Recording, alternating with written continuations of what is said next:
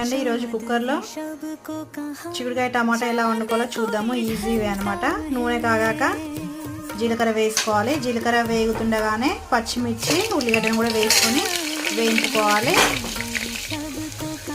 చూడండి, పచ్చిమిర్చి ఉల్లిపాయలు వేయగానే అల్లం వెల్లిపాయ పేస్ట్ పసుపు వేసుకొని వేయించుకోవాలి.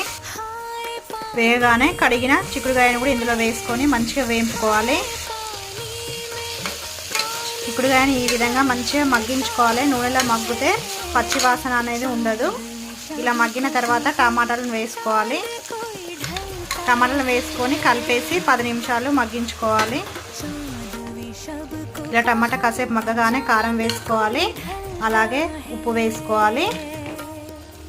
ఇలా కొంచెం ఆయిల్లో కారం ఉప్పు కారం మగ్గిన తర్వాత ఒక గ్లాస్ నీళ్లు పోసేసి కలిపేసుకొని మూత పెట్టేసుకున్నామంటే 3 విజిల్ సూపర్ చిక్కుడుకాయ కర్రీ రెడీ అయిపోతుంది.